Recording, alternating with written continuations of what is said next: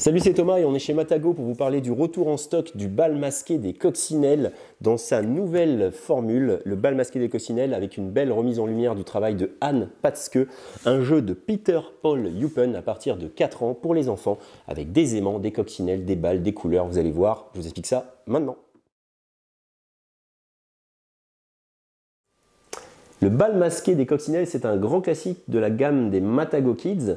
C'est un très beau jeu avec des jolies coccinelles en bois, des coccinelles qui doivent se rendre à un bal pour s'y goinfrer de gourmandises et elles veulent y arriver parées de leurs plus beaux atours et évidemment pour cela ils vont devoir s'échanger leurs vêtements, enfin leurs petits picots sur leurs vêtements puisque chaque coccinelle est monocolore, ce qui est très triste.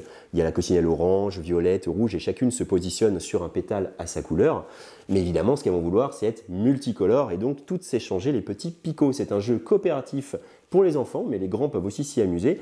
Et ces coccinelles doivent arriver au bal avant des fourmis, parce que les fourmis, elles sont très intéressées par ce bal aussi. Et elles vont s'y rendre en se déplaçant sur cette longue tige. Quand une fourmi est arrivée ici, avant que toutes les coccinelles soient déposées ici, alors les joueurs ont perdu la partie et on en refait une. Le principe du jeu est très simple. Vous avez une flèche ici qui pivote et vous allez la tourner comme ça, qui va vous indiquer une coccinelle. Cette coccinelle, vous allez la prendre pour aller lui faire un petit bisou à une autre coccinelle parce qu'elles sont aimantées en plus plus ou en plus moins ou en moins moins. C'est vous qui allez voir. Et ici, on voit qu'elles refusent. Donc, il y a un petit peu de mémoire également. Et ici, hop, on voit qu'elles se font un petit bisou. On va pouvoir les échanger au niveau de leur couleur.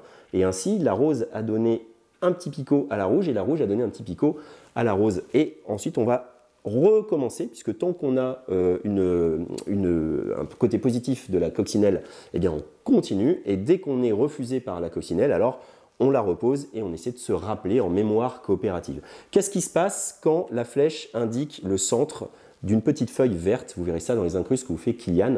Eh bien, on va déposer une fourmi quand c'est la première erreur sur le tronc d'arbre. Quand c'est la deuxième erreur, la fourmi va se déplacer le long de la tige. À la troisième erreur, une nouvelle fourmi va arriver sur le tronc d'arbre. À la quatrième erreur, cette fourmi va se déplacer le long de la tige et ainsi de suite jusqu'à ce que, évidemment, la tige soit remplie. Et le but, c'est d'avoir fait toutes nos coccinelles multicolores sur ces petits pétales ici avant que les fourmis soient arrivées.